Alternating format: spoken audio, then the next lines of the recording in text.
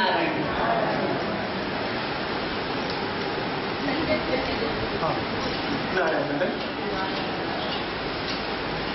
नारायण नारायण।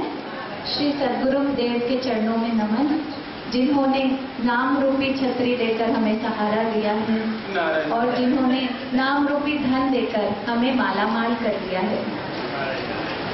तूने इतना दिया मेरे गुरुवर, हो प्यारे गुरुवर, कि मैं तो मालामाल हो गई। तूने इतना दिया मेरे गुरुवर, हो प्यारे गुरुवर, कि मैं तो मालामाल हो गई। मेरे प्यारे सुनो मैं मालामाल हो गई। मेरे प्यारे सुनो मैं मालामाल हो गई। नारायण सुनो मैं निहाल हो गई। नारायण सुनो मैं निहाल हो गई। तूने इतना दिया मेरे गुरुवर, हो प्यारे गुरुवर, कि मैं तो मालामाल हो गई। मुझे मेरे मालिक ने सब कुछ दिया है। मुझे मेरे मालिक ने सब कुछ दिया है। तेरा शुक्रिया है, तेरा शुक्रिया है, तेरा शुक्रिया है, तेरा शुक्रिया है। तूने इतना दिया मेरे गुरुवर, हो प्यारे गुरुवर, कि मैं तो मालामाल हो गई। तेरी रहमत के चर्चे सुने हैं बहुत, तेरी रहमत के चर्चे सुने हैं बहुत। नाम लेके तेरा खुश हुए हैं बहुत। नाम लेके तेरा खुश हुए हैं बहुत। मेरे विश्वास को तूने ही बल दिया। मेरे विश्वास को तूने ही बल दिया। मैं तो नाचीज था, तूने क्या कर दिया। मैं तो नाचीज था, तूने क्या कर दिया। तूने इतना दिया मेरे गुरुवर, हो प्यारे गुरुवर, कि मैं तो मालामाल हो गई। तूने इतना दिया मेरे गुरुवर, हो प्यारे गुरुवर, कि मैं तो मालामाल हो गई। मेरा ही नहीं तू सभी का है दाता। मेरा ही नहीं तू सभी का है दाता। सभी को है देता, सभी को दिलाता। सभी को है देता, सभी को दिलाता। ये रहमत है तेरी, जिए जा रहे हैं। ये रहमत है तेरी, जिए जा रहे हैं। हम अमृत के प्याले पिए जा रहे। हम अमृत के प्याले पिए जा रहे। तूने इतना दिया मेरे गुरुवर, हो प्यारे गुरुवर, कि मैं तो मालामाल हो गया। कि मैं तो मालामाल हो गया। कि मैं तो मालामाल हो गया। नारायण दीदी के चरणों में नारायण। तूने इतना दिया मेरे गुरुवर, कि मैं तो मालामाल हो गया। ఇప్పుడు ये वाला माइक को उसका नारायण नारायण नारायण। शिल्पा जी आपका बहुत बहुत धन्यवाद। वो आवाज गूंज रही है आप सिद्धार्थ जी, थोड़ा वॉल्यूम कम कर दो। नारायण नारायण। हाँ,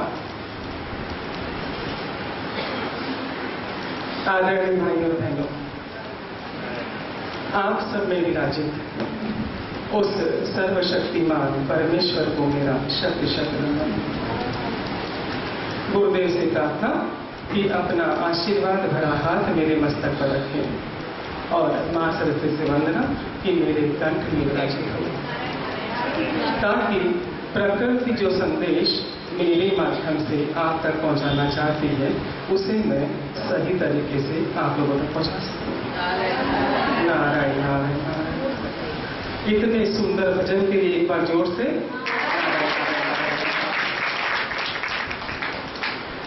सत्संग की शुरुआत करते हैं हम।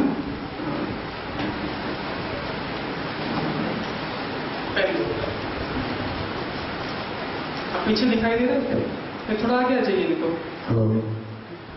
सबको दिख रहा?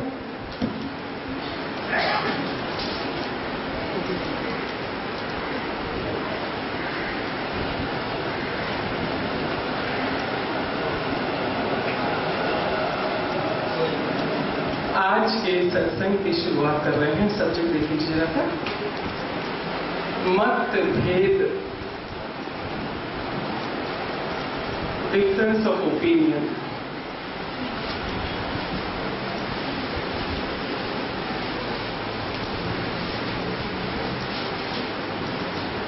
इस विषय से क्यों? इसलिए कि आज सुबह सुबह एक महिला का फोन आया मेरे पास में, जिसने अभी अभी सत्संग में आना शुरू किया है। कहने लगी परेशान हो गई मैं तो अपनी पति से, जो मैं कहती हूं उसका ठीक उल्टा करती हूं। और शायद हमारी जब बातचीत चल रही थी तो शायद फिर पीछे से पति ने सुन लिया होगा, क्योंकि उनके भी चीख थी आवाज आई कि तुम कौन सा मेरा कहना मानती हो, मैं जो कहता हूं उसका ठीक उल्टा करती हूं। वहां मैं समझ गई कि आदान प्रदान थोड़ा सा गर्म चल रहा है, तो मैंने उससे कहा कि आज से देखो सत्संग है, हम शाम को आपसे शांति से बात करेंगे। ये कहकर उसका फोन तो रख दिया। पर अब मैंने देखा उस दंपत्ति को सत्संग में बैठे हुए, तो मुझे मिस्टर प्रसाद की कई बात याद आ गई। मिस्टर प्रसाद जो कि मनोविज्ञान के छात्र रह चुके हैं, कहते हैं कि छुट्टी का दिन था, मैंने और मेरे मित्र ने ओबेरॉय मॉल जाने का प्रोग्राम बनाया। दोपहर को 3 बजे का समय निश्चित किया। मैं ठीक 3 बजे ओबेरॉय मॉल पहुंच गया। पता चला ट्रैफिक की वजह से उसे कुछ 10-15 मिनट लेट हो सकती है। मिस्टर प्रसाद कहते हैं कि मैं ओबेरॉय मॉल के भीतर तो चला गया, पर गेट पर ही खड़ा रहा अपने मित्र का इंतजार करते हुए, और मैंने देखा कि लोगों की हलचल चल रही थी, मॉल में आना जाना चल रहा था। मैं कोने में खड़ा हो गया। मेरे ठीक बगल में 2 महिलाएं खड़ी थी। उम्र अंदाजन उनकी होगी 40, 45, 50 के आसपास, और उनकी बातचीत का वॉल्यूम इतना तेज था कि मुझे सारी बातें उनकी सुनाई दे रही थी, वो क्या बातें आपस में कर रही थी। उसमें से एक महिला ने कहा, और मुझे इंटरेस्ट भी आ रहा था, मिस्टर प्रसाद कहते उनकी बातें सुनने में मुझे इंटरेस्ट आ रहा था। मैं दिखा ऐसे रहा था कि मैं दूसरी ओर देखता हूं, पर काम मेरे उनकी ओर लगे हुए थे। उसमें से एक महिला ने कहा कि मैं इनसे सख्त इन्हें ना पसंद करती हूँ, सख्त ही थी। दूसरी महिला ने से कहा कि ऐसा क्यों बोल रही हो, तुम्हारी शादी को 15 साल हो चुके हैं, स्कूल जाने वाला तुम्हारा बेटा है, तुम्हारे पास इतना बढ़िया बंगला है, गाड़ी, सब कुछ है, ऐसा क्या कर दिया उसने कि तुम इन शब्दों का इस्तेमाल कर रही हो। पहली महिला ने कहा कि मेरा टेस्ट और इनका टेस्ट एकदम अलग है, जो कुछ भी मैं कहती हूँ उससे अलग हटकर ये कुछ करते हैं। मेरे विचार इन कई चीजों में इनके विचारों से नहीं मिलते, मेरा टेस्ट इनसे नहीं मिलता, इसलिए मैं इनसे सख्त नापसंद करती हूँ। आई ही ठीक। मिस्टर प्रसाद कहते हैं कि इतना वार्तालाप तो मैंने इनका सुना, और इनमें मेरा मित्र आ गया। मुझे वहां से हटना पड़ा शॉपिंग करने के लिए। हमने अंदाजन मॉल में 2-2.5 घंटे बिताए अपनी शॉपिंग की, वापस अपने घर की ओर लौट आए। जब बिल्डिंग के नीचे मिस्टर प्रसाद कहते मैं पहुंचा तो अंदाजन 6 बजे का समय हो चुका था, शाम हो चुकी थी। मेरे बिल्डिंग के ठीक बगल में एक छोटा सा पार्क बना हुआ है बच्चों के खेलने के लिए, और बच्चे वहां पर खेल रहे थे। उन्हें खेलना देखना, मुझे खेलते हुए देखना मुझे अच्छा लगा। मैं वहीं पार्क की एक बेंच पर जाकर शांति से बैठ गया और बच्चों को खेलते देखकर निहारने लगा उन बच्चों को। मिस्टर प्रसाद आगे कहते हैं कि इतने मैंने देखा कि दो बच्चे सामने से चलते हुए आ रहे थे। उम्र अंदाजन होगी 10-11 साल की, दोनों लड़के थे। उसमें से एक ने दूसरे से कहा कि चलो अजय को भी बुलाते हैं और साथ में मिलकर हम लोग खेलेंगे। उसके साथी ने मना कर दिया कि नहीं उसको भी बुलाना, मैं उसे पसंद नहीं करता, आई हिट हिम। क्यों? इसलिए कि वो आगे से कहेगा कि क्रिकेट खेलते हैं और मुझे फुटबॉल खेलना है। मेरी पसंद उसकी पसंद से नहीं मिलती, इसलिए मुझे वो पसंद नहीं है। मिस्टर प्रसाद कहते हैं कि जब इन बच्चों का वार्तालाप मैंने सुना, मुझे ओबराय मॉल का वार्तालाप याद आ गया उन महिलाओं के दो बीच का। मुझे ऐसा एहसास हुआ कि उन बड़ों के बीच और इन बच्चों के व्यवहार में कोई फर्क नहीं है। और साथ ही ये इस तरह का व्यवहार हमें दो व्यक्तियों के बीच में देखने अक्सर मिलता है। दो बिजनेसमैन के बीच, दो दोस्तों के बीच, बाप बेटी के बीच, बाप बेटे के बीच, नौकर वाले के बीच। सीधा सा स्टेटमेंट होता है साहब कि उसकी पसंद मेरी पसंद से मैच नहीं करती, इसलिए वह व्यक्ति मुझे पसंद नहीं है। उसका टेस्ट मेरे टेस्ट से अलग है, इसलिए मुझे वो पसंद नहीं है। मिस्टर प्रसाद कहते हैं कि ये तो हुई बात मतभेद की कि चीज एक ही है, परिस्थिति एक ही है, पर दो व्यक्तियों के उस पर विचार अलग अलग हैं। उन दोनों के मतभेद है। पर इस मतभेद को मिस्टर प्रसाद कहते हैं कि हमारे आपसी संबंधों के बीच नहीं आने देना है। मतभेद को मनभेद बनने नहीं देना है। इस मतभेद को मनभेद न बनने दें। मिस्टर प्रसाद कहते हैं कि जहां दो व्यक्ति होंगे, यदि आपसी संबंध में हमें कम से कम दो व्यक्तियों की जरूरत पड़ती है।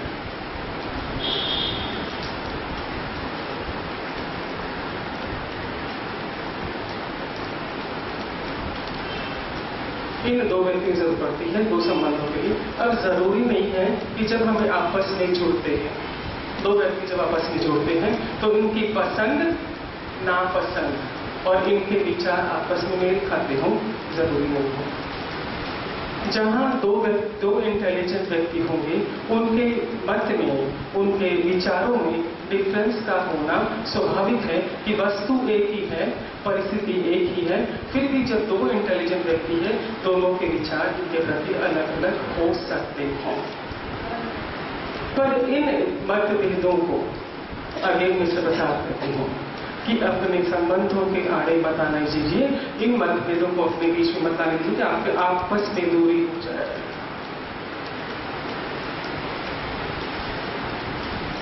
ऐसा क्यों होता है कि परिस्थिति एक है, वस्तु एक है, पर दो व्यक्तियों के विचार अलग अलग हैं? मिस्टर प्रसाद कहते हैं कि मनोविज्ञान कहता है इस बारे में, डिफरेंस ऑफ ओपिनियन के बारे में मनोविज्ञान ही कहता है कि व्यक्ति को एक पैसे को चला पूरा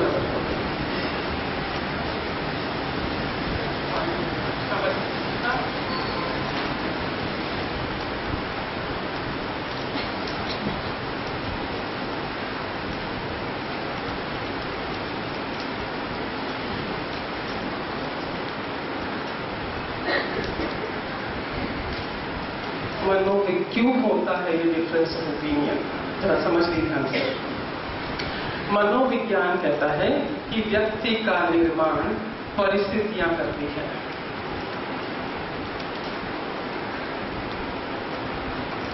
मनुष्य का निर्माण परिस्थितियां करती हैं और इसके आसपास का जो वातावरण होता है, इसका असर व्यक्ति पर पड़ता है। परिस्थितियां व्यक्ति का निर्माण करती है, आसपास के वातावरण का असर इस पर होता है और इनसे जो उसे अनुभव प्राप्त होते हैं, जिन परिस्थितियों में परिस्थितियां व्यक्ति का निर्माण करती है, आसपास के वातावरण का असर इस पर होता है और इसको जो अनुभव अपने जीवन में मिलते हैं व्यक्ति को, उससे इसके सोचने का, विचार करने का स्कूल तैयार हो जाता है, एक ढांचा बन जाता है सोचने का। परिस्थितियां व्यक्ति का निर्माण करती हैं, आसपास के वातावरण का उस पर असर होता है, और इन दो मिलने और जो इसके अपने अनुभव होते हैं, ये सारे मिलने के बाद इसकी सोचने का, विचार करने का एक स्कूल, एक ढांचा तैयार हो जाता है।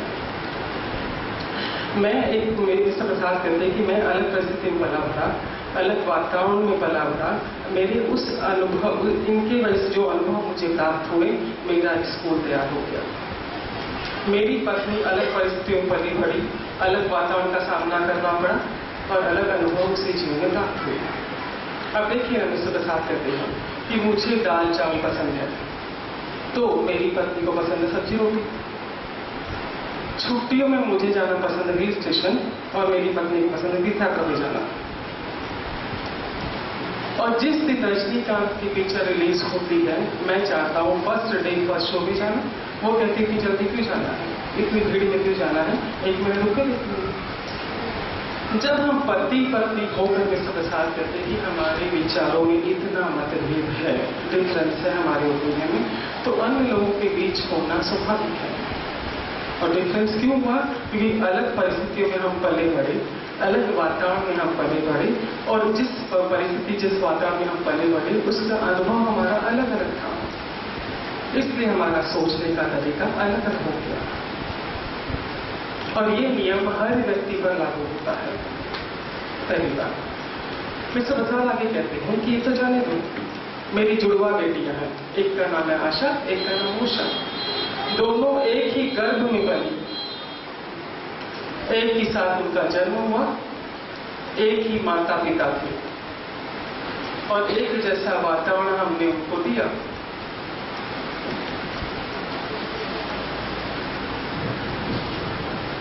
एक ही घर में पली, एक साथ पैदा हुई बेटियां, एक ही माता पिता और एक ही वातावरण हमने उनको दिया। इसके बावजूद भी एक को मीठा पसंद है, एक को मिर्च मसाले वाला खाना, एक को पढ़ाई पसंद है, एक को स्पोर्ट्स पसंद है। दोनों के विचार एकदम अलग अलग है, ओपिनियन अलग अलग है। तो जो बच्चे साथ में गर्भ में थे, जन्म साथ में हुआ, माता पिता के वातावरण में, इसके बावजूद भी यदि उनके बीच मतभेद है, विचारों में फर्क है, तो आम आदमी का होना तो स्वाभाविक है। जा रहे हैं हाँ, बहुत सुंदर, थैंक यू। तो स्वाभाविक है मतभेदों का होना, पर इससे बाहर कैसे निकले? अलग अलग परिस्थितियां हैं, अलग अलग वातावरण की इसको रखते मतभेद तो होंगे, पर इनसे इन मतभेदों को मन भेद नहीं बनने देना है। वो ध्यान रखना, हमारे आपसी संबंधों में दूरियां पैदा नहीं हो, न हो इन मतभेदों की वजह से। हमें करना क्या है? क्यों होता है कि परिस्थिति एक है, वस्तु एक है, चीज एक है, फिर भी दो व्यक्तियों के ओपिनियन इसके प्रति अलग अलग है। हमने जान लिया क्या कारण है, अलग अलग परिस्थितियां, अलग अलग वातावरण, अलग अलग अपने अनुभव, इसकी वजह से ओपिनियन में फर्क है। ये चीज समझ आ गई कि विचार अलग अलग क्यों है एक ही चीज के प्रति अलग अलग व्यक्तियों के, क्योंकि अलग अलग परिस्थिति में पले हैं, अलग अलग वातावरण की वजह से, और अलग अलग अनुभव उनके अपने जीवन के हैं। इसकी वजह से उस वस्तु के प्रति परिस्थिति एक है, वस्तु एक है, पर ओपिनियन अलग अलग है ना?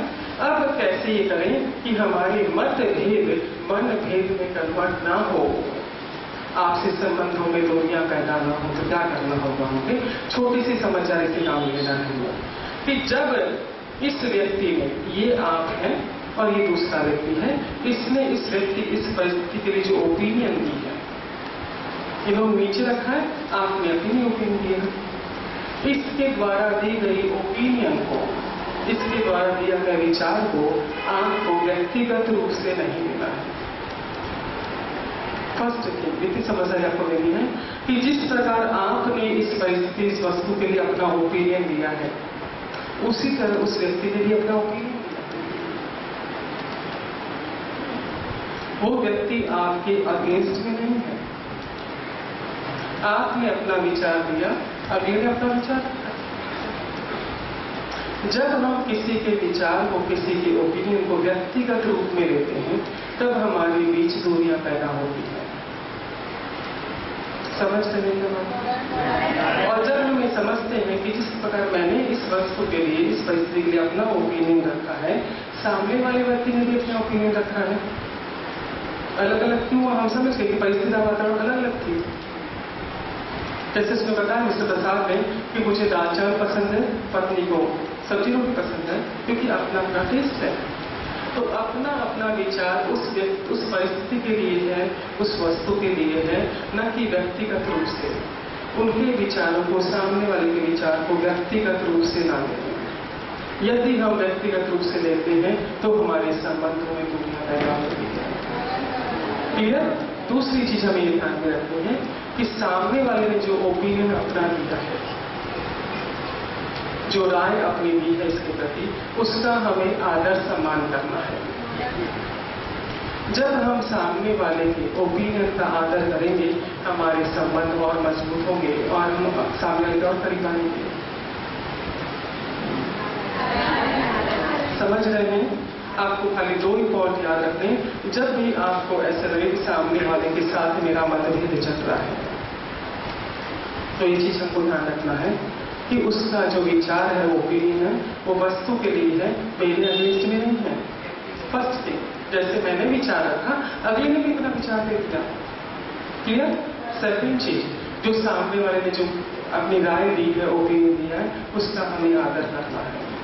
क्यों आदर करना है? जब हम आदर करते हैं सामने वाले की ओपिनियन की, राय की, तब हमारे आपसी संबंध मजबूत होते हैं। नीचे का जरा सरल कर दो। यदि हम किसी की ओपिनियन को व्यक्तिगत लेते हैं, संबंधों में जुड़ाव पैदा होगा। यदि समझते कि वस्तु परिस्थिति के लिए उनका ओपिनियन है, हम और नजदीक पहुंचेंगे, और जब सामने वाले की राय का हम आदर सम्मान करेंगे, हमारे संबंध और मजबूत होंगे। और जब आपके संबंध आपस में मजबूत होते हैं, तब क्या होता है? आप तन से स्वस्थ, मन से स्वस्थ, हाँ, धन से स्वस्थ, ये पूरा पैकेज आपके साथ है। इनमें मेन चीज ये है, जब आपके संबंध मजबूत होते हैं, तब आप तन से स्वस्थ होते हैं, मन से स्वस्थ होते हैं, आप धन से स्वस्थ होते हैं। एग्री है ना?